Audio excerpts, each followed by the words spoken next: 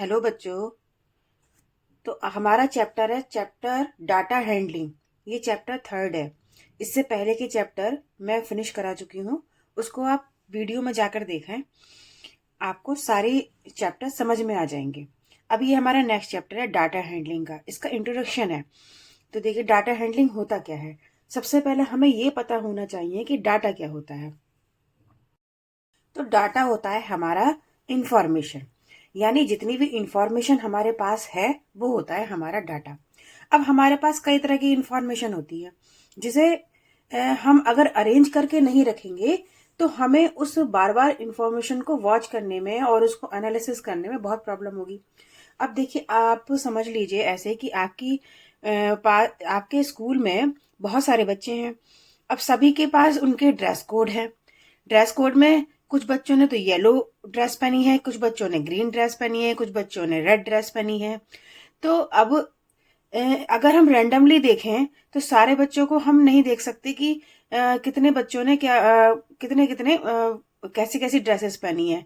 तो अगर हम जो हमारे पास इंफॉर्मेशन है, इनको हम अरेंज कर दें और उसको एक सही तरीके से हम ऑर्गेनाइज करें, तो वो जो हमारे पास डाटा होगा वो हमें हेल्पफुल होगा कि हम उसको जो है एनालिसिस कर पाए और उसका हम लास्ट में कंक्लूजन भी निकाल पाए।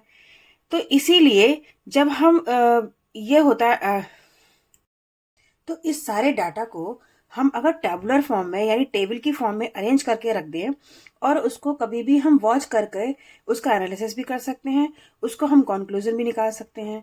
तो सबसे पहले हम पढ़ते हैं कि डाटा हैंडलिंग होता क्या है। तो अगर हम डेफिनेशन पढ़ें तो डेफिनेशन है हमारा, data handling is the process.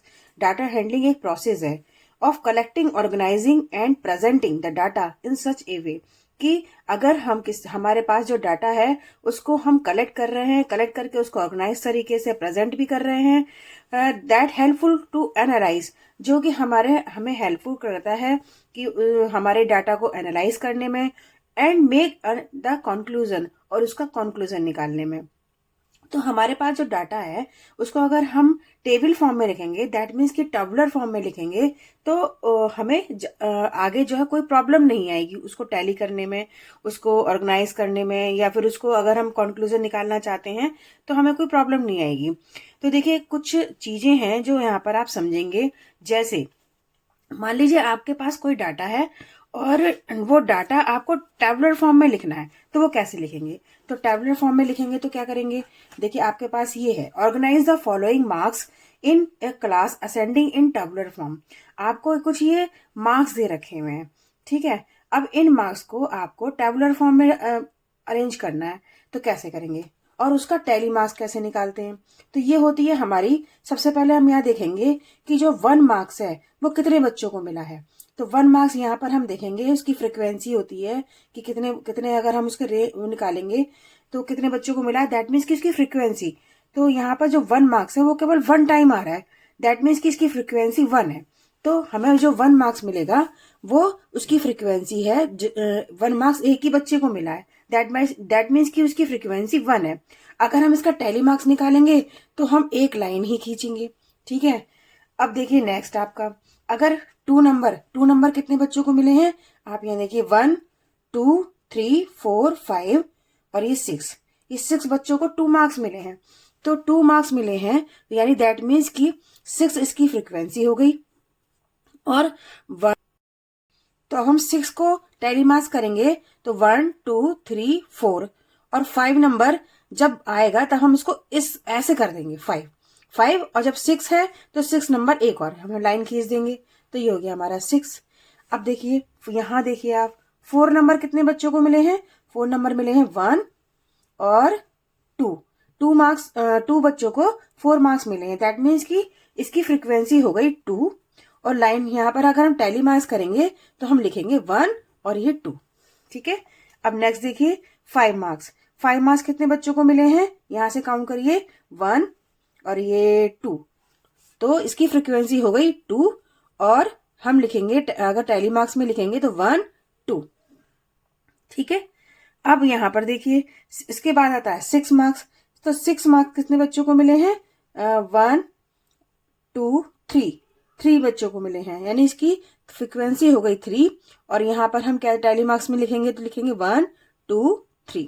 अब देखिए यहाँ पर 7 भी है, तो 7 कितने बच्चों को मिला है, अगर हम यहाँ पर 7 2 टाइम्स और लिख लें, ठीक है, 7 2 टाइम्स और लिख लें, 3 टाइम्स लिख लिया हमने, तो अगर हम यहाँ लिखेंगे 7 कितने बच्चों को मार्क्स मिले हैं, तो काउंट करो 1 और ये 2 3, 1 2 3 4 बच्चों को 7 मार्क्स मिले हैं। दैट मीन्स कि 4 इसकी फ्रीक्वेंसी हो गई, तो हमने यहाँ लिख दिया 4। और यहाँ हमने जब टैली मार्क्स करा तो 1 2 3 4 लाइन यहाँ पर खिंच गई। तो यहाँ पर हम इसको अगर हमें टैबुलर फॉर्म में लिखना है तो उसका लिखने का तरीका यही है, टैली मार्क्स में हम इसको प्रेजेंट करते हैं, ठीक है। अब देखिए इसी में हमारा क्वेश्चन कभी कभी पूछा जाता है कि रेंज पूछी जाती है, तो जब हमें रेंज निकालनी होगी तब हम कैसे निकालेंगे, तो पहले तो रेंज पता चल जाए। अगर रेंज निकालनी है दैट मीन्स कि आपको हाईएस्ट वैल्यू में से लोएस्ट वैल्यू माइनस करनी है, तो ये निकल जाएगी हमारी रेंज। अब मान लीजिए आपके पास डाटा दे रखा है 2 7 5 3 6, ये आपके पास डाटा है। अगर आप इसके रेंज निकालेंगे तो आपको हाईएस्ट वैल्यू इसमें फाइंड करनी पड़ेगी। हाईएस्ट वैल्यू इसमें 7 है, तो आप यहाँ लिख देंगे 7 माइनस, अब लोएस्ट वैल्यू कितनी है यहाँ पर 2, तो यहाँ पर लिख देंगे 2। अब ये बचा कितना 5, तो इसकी रेंज हो गई 5। तो रेंज निकालने का तरीका तो यही है। अब देखिए मीन क्या होता है। अगर हमें मीन निकालना है तो मीन निकालने के लिए सबसे पहले हम क्या करेंगे कि जो हमारे पास डाटा दिया हुआ है उसको सबसे पहले हम सारे डाटा को ऐड कर देंगे, और जितनी बार वो डाटा दिया हुआ है दैट मीन्स की फ्रीक्वेंसी वो उससे हम डिवाइड कर देंगे। तो हमारा फॉर्मूला होता है मीन निकालने का, sum of all observation divided by number of observation. यानी आपके पास जितना भी डाटा है उसका आप सम कर दीजिए और उसको number of observation that means आपको जितने टाइम्स वो नंबर हैं उसको आप डिवाइड कर दिए। जैसे एग्जाम्पल है, मान लीजिए आपके पास ये डाटा है 4 1 2 3। अब आपको फॉर्मूला है सम ऑफ ऑल ऑब्जर्वेशन, यानी आपको जितना भी ये ऑब्जर्वेशन दिया गया है, जितने भी इसमें डिजिट्स दी गई हैं उसको सबको ऐड कर दीजिए। 4 + 1 + 2 + 3, और नीचे divided by number of observation, कितने टाइम्स दिया गया 1 2 3 4, ये हो गया हमारा नंबर ऑफ ऑब्जर्वेशन। अब आप इसको यहाँ पर सॉल्व कर लीजिए, 4 और 1 5 6 7 8 9 10 हो गया, ठीक है, 10/4 ये हो गया हमारा मीन। अगर हम इसे और भी सिंप्लीफाई करना चाहें तो सिंप्लीफाई कर सकते हैं, 2 2 जा 4 2 5 जा 10, ठीक है, ये हो जाएगा हमारा 2.5। जब हम 2 से 5 को डिवाइड करेंगे तो 2.5 आएगा। दैट मीन्स कि ये जो हो गया हमारा 2.5, ये हो गया इसका मीन निकालने का तरीका।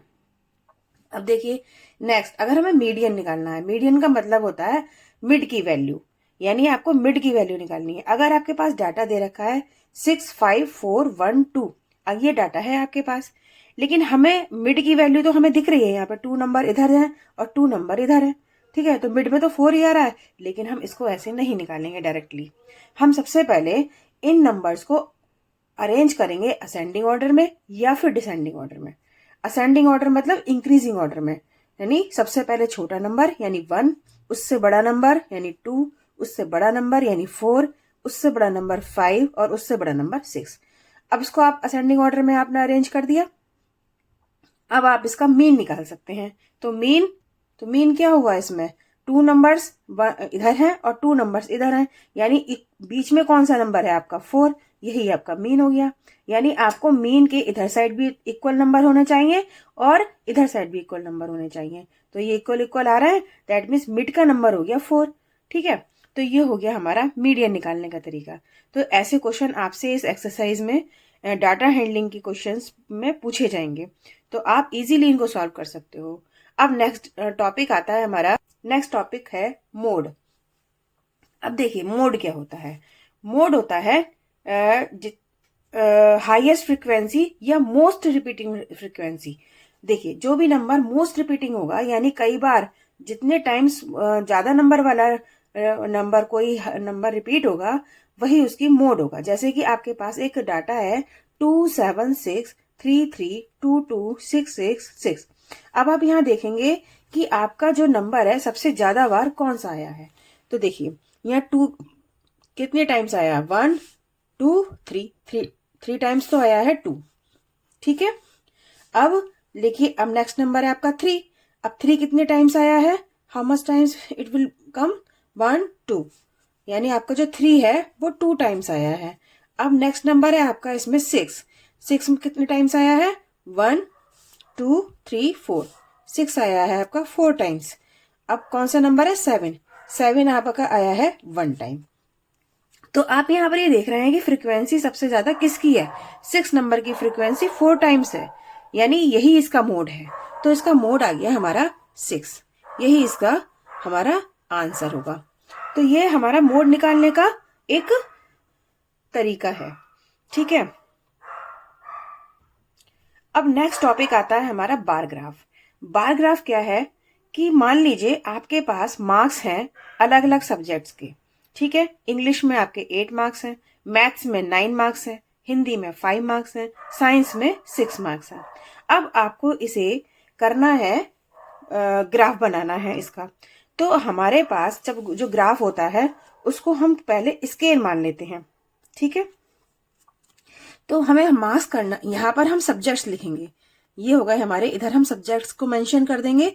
सबसे पहला हमारा सब्जेक्ट है यहाँ पर इंग्लिश, फिर नेक्स्ट हमारा सब्जेक्ट है मैथ, फिर है हिंदी, और फिर है हमारा साइंस। ठीक है, अब हमने यहाँ पर मेंशन कर दिया। अब हम मार्क्स जो करेंगे, देखिए ये हमारा होता है एक्स एक्सिस और ये होता है हमारा वाई एक्सिस। एक्स एक्सिस पर हमने जितने भी सब्जेक्ट्स हैं वो मेंशन कर दिए, इंग्लिश मैथ हिंदी और साइंस। अब हमें जो मार्क्स मेंशन करने हैं वो हमें करने हैं वाई एक्सिस पर। तो वाई एक्सिस पर जब हम मार्क्स मेंशन करेंगे तो आप यहाँ देख रहे हैं कि 6 है, 5 है, 9 है, 8 है। तो हम अगर 1 2 3 करके करें, 1 2 3 4 5 6 7, और इससे ऊपर भी आपको लेके जाना पड़ेगा 8, फिर 9, और यहाँ मान लीजिए आपके 10 है। ठीक है, अब यहाँ देखो इंग्लिश में आपके 8 मार्क्स हैं, तो आपको बार बनाना है, यानी इंग्लिश में आपको इंग्लिश वाले आपको मार्क्स पर रखना है, सब्जेक्ट्स पर आपको अपना यहाँ से स्टार्ट करना है और लेकर जाना है 8 मार्क्स तक। यानी आपका जो यहाँ पर बना हुआ है ये, यहाँ पर आप इसको एक बार बना देंगे 8 तक, 8 स्केल तक हम यहाँ पर बार बना देंगे। ठीक है, अब देखिए आप नेक्स्ट मैथ्स का। मैथ्स में क्या है, 9 मार्क्स है, तो 9 मार्क्स यहाँ पर है, तो यहाँ पर आप एक बार बना दीजिए मैथ्स को मेंशन करते हुए कि आपके मैथ्स में 9 मार्क्स दिख रहे हैं, शो हो रहे हैं। नेक्स्ट बार है आपका हिंदी का, तो हिंदी में कितने मार्क्स हैं, 5, तो 5 यहाँ पर इस स्केल पर दिख रहा है हमें। अब आप इसके सीधे में बिल्कुल बनाइए और यहाँ पर हिंदी के मार्क्स का बार ग्राफ बना दीजिए। अब साइंस का बनाइए, साइंस के 6 मार्क्स हैं, तो 6 कहाँ पर है, यहाँ मेंशन है, तो यहाँ पर आप साइंस का बार ग्राफ बना दीजिए। ये हमने बना दिए बार। अब देखिए बार ग्राफ 2 टाइप्स के होते हैं, सिंगल बार ग्राफ और डबल बार ग्राफ। कभी कभी क्या होता है कि आपको जो है आपके पास जो डाटा होता है, इंफॉर्मेशन होती है, वो सब्जेक्ट्स तो वही होते हैं, सब्जेक्ट्स तो वही हैं, लेकिन मार्क्स अगर आपको दे दिए कि असाइनमेंट दे दिया, मान लीजिए असाइनमेंट आपका ऐसे असाइनमेंट हुआ आपका ये, और दूसरा असाइनमेंट में जो मार्क्स आए हमारे वो यहाँ पर आप मान लीजिए कि यहाँ पर आए हमारे ये 7, यहाँ पर 6 कर लीजिए, यहाँ पर आप 3 कर लीजिए, यहाँ पर आप 2 कर लीजिए, यहाँ पर आप 4 कर लीजिए। तो आपको अब एक साथ बार ग्राफ बनाना है, यानी आपको मेंशन करना है दोनों के बार ग्राफ एक साथ। तो हम क्या करेंगे, असेसमेंट इंग्लिश, क्योंकि यहाँ पर जो सब्जेक्ट्स हैं वो कॉमन है, तो हम इसका डबल बार ग्राफ बना सकते हैं। ठीक है, अब जब सब डबल बार ग्राफ बनाएंगे तो देखिए इंग्लिश पर चलेंगे, आपका ये वाला तो बना हुआ है, अब आपको ये वाला बार ग्राफ यहीं पर बनाना है। तो जब ये 6 मार्क्स है तो आपको 8 पर यहाँ पर क्या करना है, इंग्लिश में करना है, यहाँ पर 6 मार्क्स है, ये 6 है, यहाँ पर आप मेंशन कर दीजिए नेक्स्ट बार ग्राफ जो इंग्लिश का है।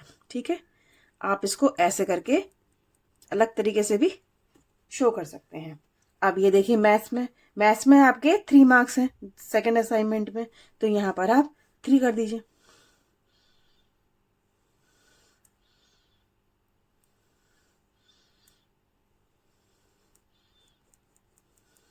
ठीक है। अब हिंदी के देखिए, हिंदी में 2, तो यहाँ पर आप 2 यहाँ पर है, यहाँ बना सकते हैं। इसी तरीके से ये साइंस के देखिए 6 के 4 हैं, तो आप जो सेकंड पैराग्राफ बना लेंगे वो 4 पर मेंशन करते हुए बना देंगे। तो ये हमारा शो करने का एक तरीका है अपने पैराग्राफ को। तो ये आपको समझ में आ गया होगा। नेक्स्ट टॉपिक है हमारा प्रोबेबिलिटी। तो प्रोबेबिलिटी का मीन्स होता है चांस, यानी वो जरूरी नहीं है कि आपके पास वो नंबर आ जाए या नहीं भी आए। तो ये चांस है कि बारिश होगी आज या नहीं होगी, ये भी एक चांस है। अब मान लीजिए इसी को एग्जाम्पल के थ्रू अगर हम समझें तो एक कॉइन का और डाइस का एग्जाम्पल बहुत फेमस है। तो कॉइन का एग्जाम्पल से समझते हैं। कॉइन अगर आप उछालेंगे तो या तो उसमें हेड आएगा या टेल आएगा। अब कितनी कितनी बार आएगा ये तो चांस की बात है। तो लेकिन हेड आएगा तो वो 1 टाइम ही आ सकता है, ठीक है। अगर मैं पूछूं कि हेड आने की प्रोबेबिलिटी क्या है, तो हेड आने की प्रोबेबिलिटी यहाँ पर हमारा फॉर्मूला होता है प्रोबेबिलिटी का, number of favourable outcome upon total number of outcome. यानी फेवरेबल जिसका आप पूछ रहे हो, जिसका आप जानना चाह रहे हो, ये हो गया number of favourable outcome. That means आप यहाँ पर समझिए, कॉइन अगर एक बार हेड आ सकता है उछालने पर, एक बार टेल आ सकता है, या फिर हर बार टेल आ सकता है। तो हेड आने की प्रोबेबिलिटी क्या है 1, ठीक है। और टोटल नंबर ऑफ आउटकम क्या है, या तो हेड आएगा या टेल आएगा। दैट मीन्स जो टोटल नंबर ऑफ आउटकम होगा वो 2 होगा, तो नीचे हो जाएगा 2। तो ये तो हो गया कॉइन के लिए। अगर हम इस एग्जाम्पल को डाइस से समझें, तो डाइस से समझेंगे तो डाइस में देखिए कितने होते हैं नंबर, 1 2 3 4 5 6 नंबर होते हैं। अब ये इनकी प्रोबेबिलिटी कुछ भी हो सकती है। जैसे कोई भी चांस हो सकता है कि एक बार उछाला तो 1 आ गया, सेकेंड टाइम उछाला तो 2 आ गया, थर्ड टाइम उछाला तो 3 आ गया, और ऐसा हम उछालते चले गए और कई बार कोई भी नंबर आ सकता है। इसका कोई चांस है कि ये प्रोबेबिलिटी है कि वो नंबर आ सकता है और नहीं भी आ सकता। तो अगर हम नंबर ऑफ फेवरेबल आउटकम कहें, दैट मीन्स कि अगर मैं ये बोलूं कि 4 से कम नंबर या 3 से कम नंबर वाला प्रोबेबिलिटी आने की प्रोबेबिलिटी क्या है, तो देखिए 3 से कम नंबर आने की प्रोबेबिलिटी है कि या तो 1 आएगा या 2 आएगा या 3 आएगा। तो नंबर ऑफ फेवरेबल आउटकम क्या हो जाएगा डाइस के लिए, ये है डाइस के लिए नंबर ऑफ फेवरेबल आउटकम हो जाएगा 3 से कम या 3 आने की प्रोबेबिलिटी 3 टाइम्स है, तो यहाँ हो जाएगा 3। और टोटल नंबर ऑफ आउटकम क्या होगा, आप काउंट कर लीजिए, 1 2 3 4 5 6, यानी 6 टाइम हम वो कुछ भी आ सकता है, प्रोबेबिलिटी है, तो ये हो जाएगा हमारा 6, ठीक है। अब इसको अगर हम काटेंगे 3 से, 3 1 जा 3 और 3 2 जा 6, ये होगा 1/2। तो ये हमारी प्रोबेबिलिटी का कंसेप्ट है। अब इस चैप्टर में जो ये इंट्रोडक्शन है ये कंप्लीट हो चुका है। इससे रिलेटेड जितने भी क्वेश्चन इस चैप्टर में आएंगे वो आप इजीली सॉल्व कर सकते हो, ठीक है। मेरी वीडियो को वॉच करने के लिए थैंक यू।